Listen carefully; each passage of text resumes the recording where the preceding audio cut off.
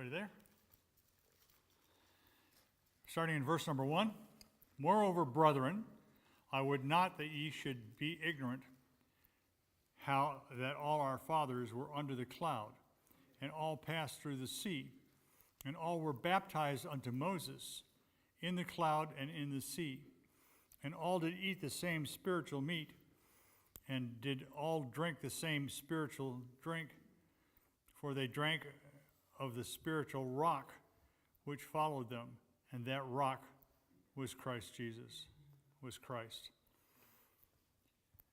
Then the next verse, but with many of them God was not well pleased, for they were overthrown in the wilderness. Paul is writing a letter to the church at Corinth, and the church is comprised of believers. The church is an assembly of born-again believers, and he's writing a letter to them, and he says to them, I would not have you to be ignorant. The word ignorant has a little bit different connotation than what we think of today. When someone says you're ignorant, it's an insult. But ignorance here means not knowing. So in many regards, I'm ignorant. There's many things I don't know. Probably many things I don't want to know. But not, he said, I would not have you be unknowing. I want you to be knowing. And then he goes in and he talks to them about their history.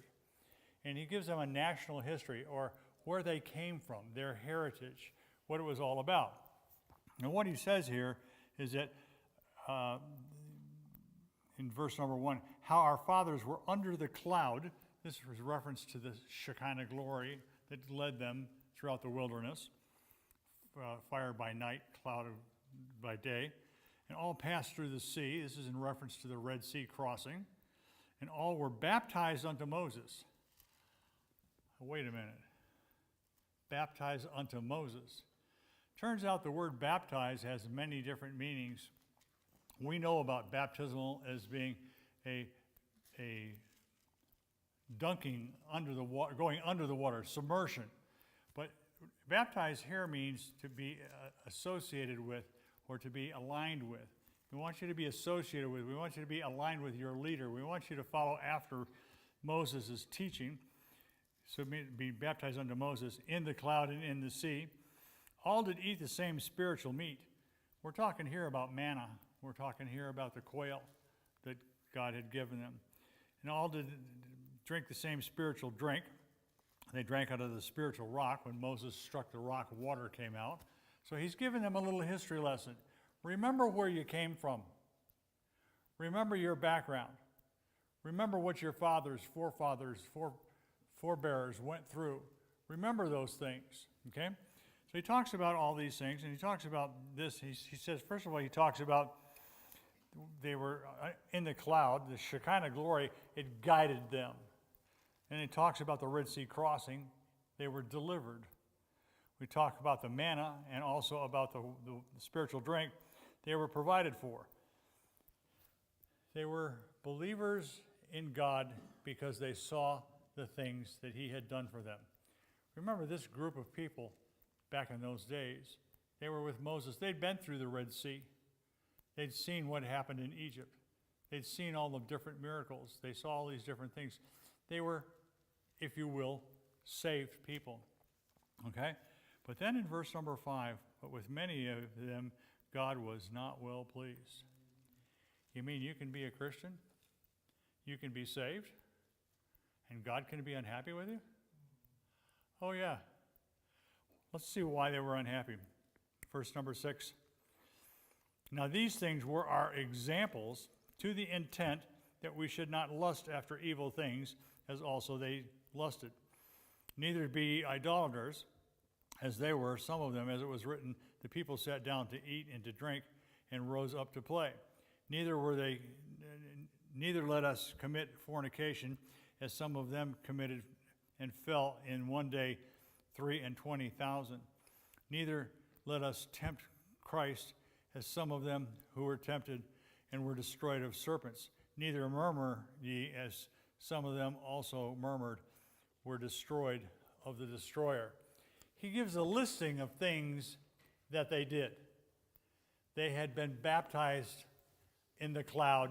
They'd been passed through the Red Sea, all the things that we talked about before, yet many of them still did a list of things they shouldn't have been doing. Let's take a look at these things that they shouldn't have been doing. Verse number 6. They lusted after evil. They pursued the wrong things. Can you be a Christian? Can you be a believer and pursue the wrong things? Yeah, you can. You can pursue the wrong things. What are some of the wrong things? I don't know what's wrong for you. Maybe you watch too much TV, or maybe you watch TV at all. Okay, is that a wrong thing? I don't know. If you're watching something that you shouldn't be watching, that's a wrong thing. Okay? That's just one example. We could talk about many, many other different things. They lusted after evil things. Verse number 7, they were idolaters. This is following a false belief or false religion or false teaching. Boy, is there a ton of false teaching out there today. A ton. All you have to do is, well, don't do this. Turn on your internet, turn on your TV, and you can find false teaching rampant out there. You know, just to get a little political, there's a reverend out there who says it's okay to abort babies. Is that false teaching or what? Okay? I mean, let's be honest. You can turn your collar around backwards. I'm looking at Brother Ken. I've never seen him with a backward collar. Praise the Lord. You can turn your collar around backwards. You can wear a dress, be a male and wear a black dress with a rope tied around the middle of it.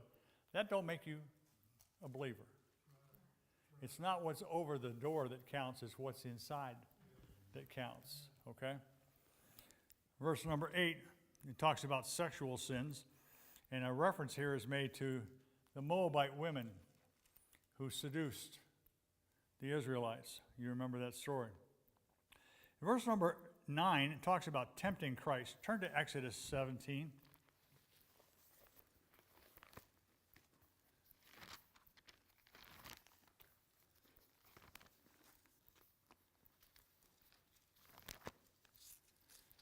Devin, you there? Yes. Read 2 and 7. Verse 2 and 7. Verse 2 and verse 7. Okay. Verse 2. Wherefore the people did chide with Moses and said, Give us water that we may drink. And Moses said unto them, Why chide ye with me?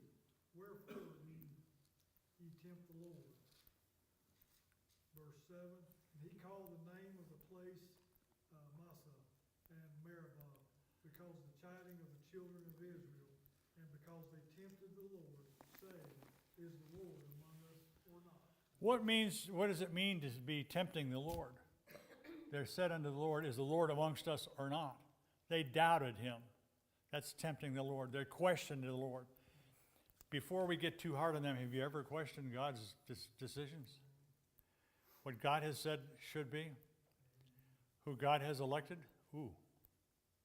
Ouch.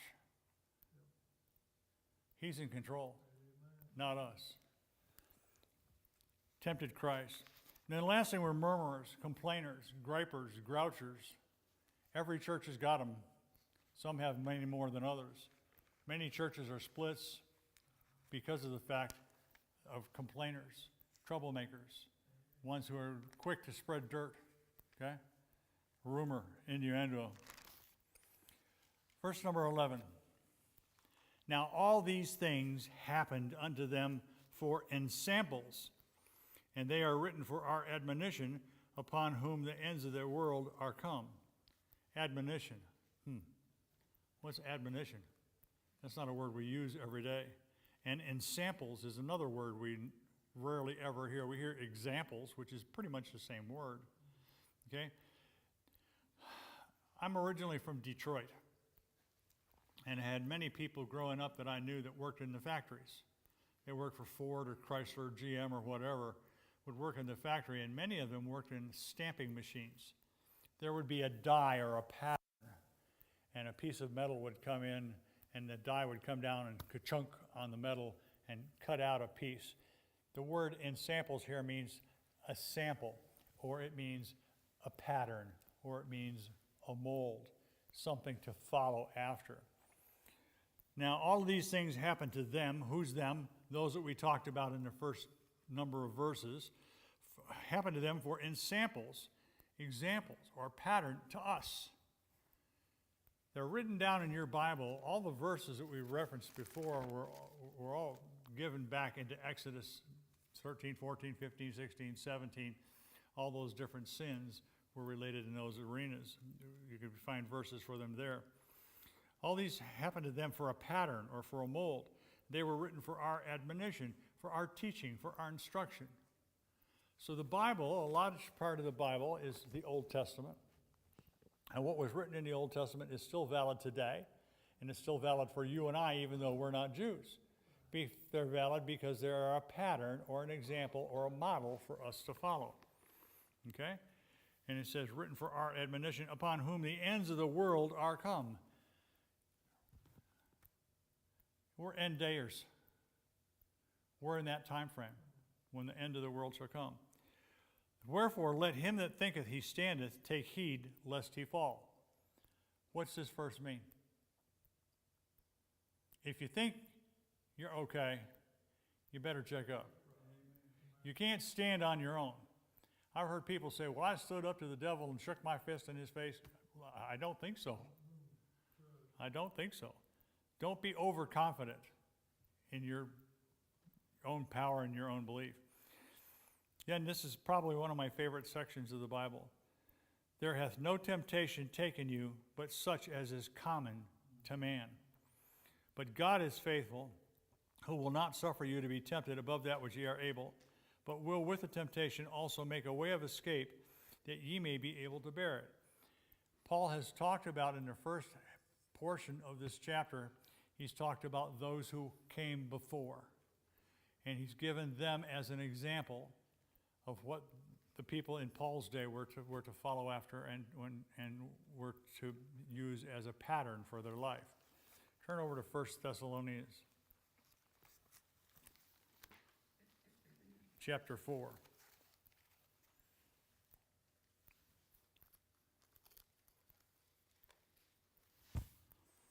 Verse number 15. 1 Thessalonians 4:15. Remember, Paul is writing this letter. He's writing this letter to a church in Corinth. And he says this in 1 Thessalonians 4:15. For this we say unto you by the word of the Lord, that we which are alive and remain unto the coming of the Lord shall not prevent them which are asleep. Who's writing this? Paul. He says, we which are alive and remain. He's putting himself into that process. Paul is thinking, he knows that the Lord is coming back again. He's putting himself in the same time frame. Paul wrote this about 2,000 years ago. And he thought the Lord was coming at that time frame. Paul was giving, in 1 Corinthians 10, giving the Jews as a model or a pattern for people in his day to follow. Paul is putting himself here as an example for us to follow. So how did Paul live? What was it like in Paul's day?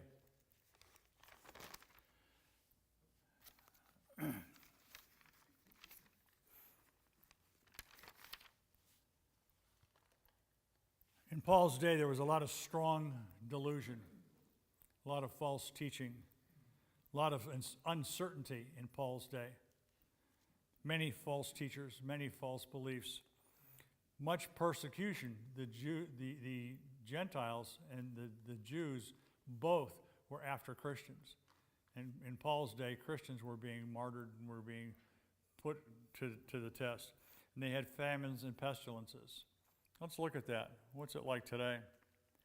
We said that Paul had strong delusion in his day.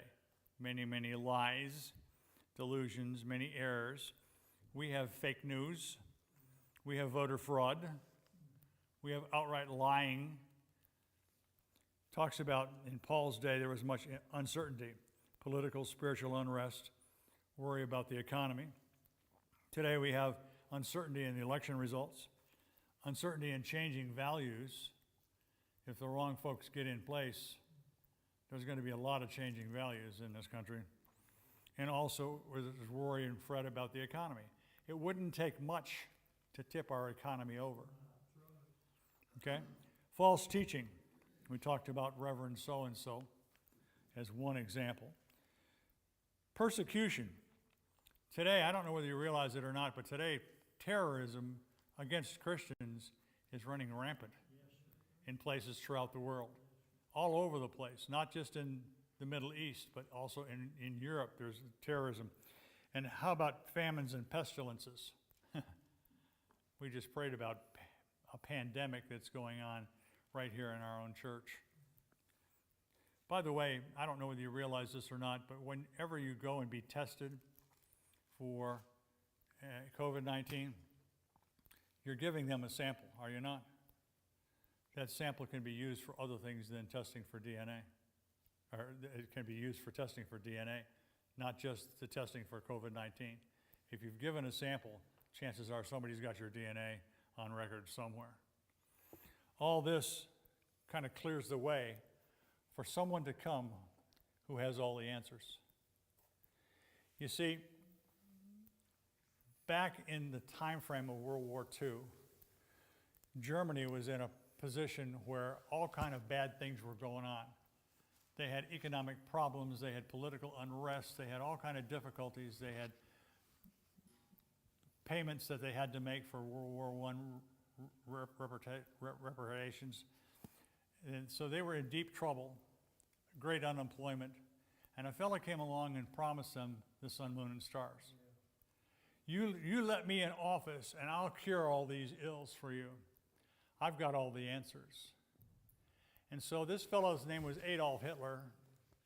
I don't know whether you realize this or not. He didn't come into power by force. He didn't come into power by strength of arms. He came into power because he was voted in. You see, he was able to take over. He was voted in by the populace. We're in a very serious situation right now. And we can't say that the other folks that are out there that are trying to come into power are coming in illegally. Yeah, they may have stuffed the ballot box or whatever, but they're being voted in. In other words, our country is choosing them. Okay? So Paul lived in this environment. We live in a similar environment. So how did Paul live? If we take a look at Paul's life, I did a little bit of study and found this out. Paul was born approximately 4 BC. He was saved right around 33 AD.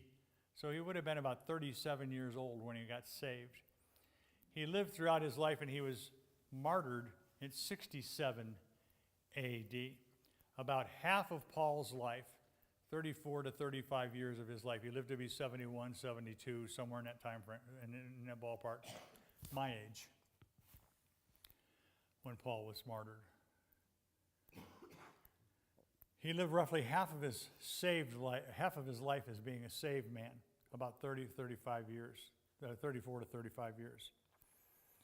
After he got saved, what happened to Paul? He went to the desert in Arabia, did he not?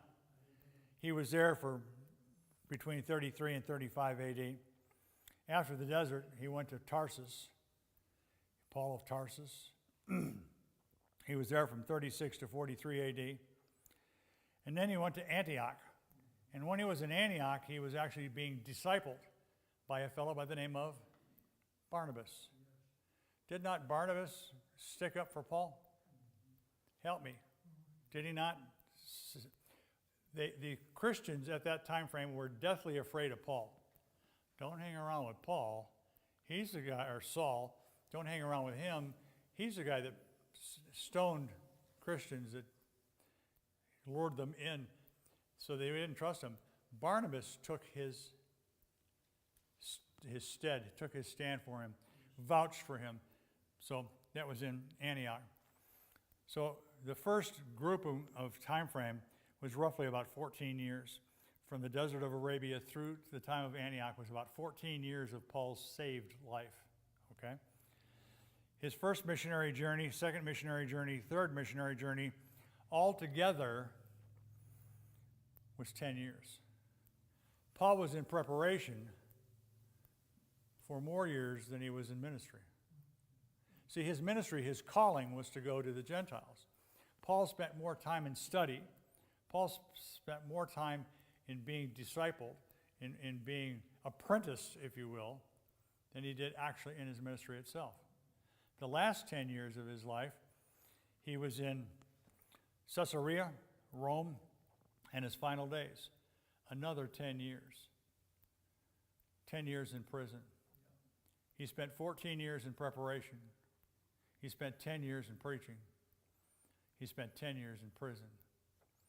Now he's in this situation where less than 1/3 of his saved life was spent actually doing his ministry. And yet Paul didn't stop doing what he should be doing. When he was in prison, when he was in Rome, he wrote a bunch of different letters. Ephesians, Philippians, Colossians, Philemon. He wrote them while he was in jail. While he was also in jail, Paul was actually chained to Roman guards.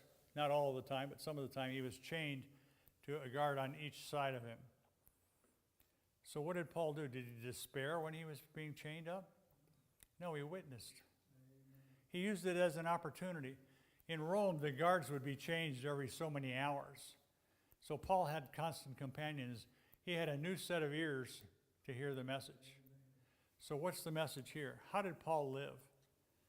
Paul lived, first of all, he prepared. He studied. He studied to show himself approved. For 2 Timothy 2:15 says, "Study to show yourself approved unto God, a workman that needeth not to be ashamed, rightly dividing the word of truth." While we're waiting and while we're watching for the Lord to come, we need to learn all you can. You can never learn enough about the Bible. The only way you can learn the Bible is you got to read it. Many people have Bibles. Many people have multiple Bibles. A lot of those Bibles sit and collect dust. What else did Paul learn? He said he took 14 years before he could actually get involved in his personal ministry and his calling. And what he learned is that growth takes time. Learn to be patient. I don't know about you, but if I was called to preach, which I'm not, if I was called to preach and it took me 14 years, I'd be mighty discouraged right around year 4 or year 5. But we're to not be discouraged, we're to be patient. What else did Paul do?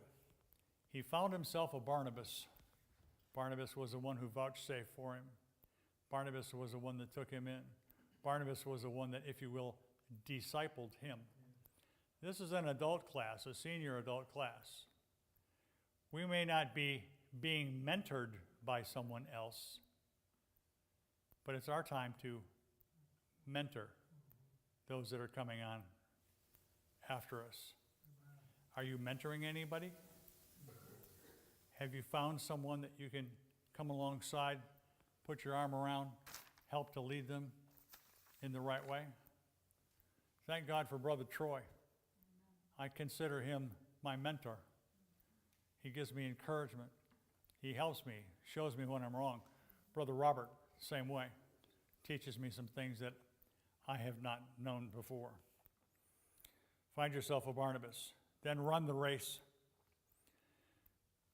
Turn to Philippians 4:11.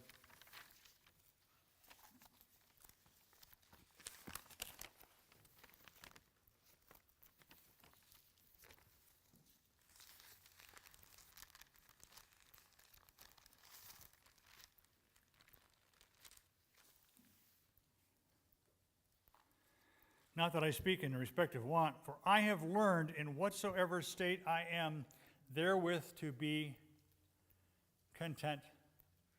Don't gripe. Don't complain. God put you where you're at. Realize that and understand that. He put you where you're at for a reason. Each one of you reach a unique circle of people. And you're to be used in that regard to mentor or to teach other people. Excuse me, I have got to stop. I'm not feeling very well. No, I'm all right, I can walk there.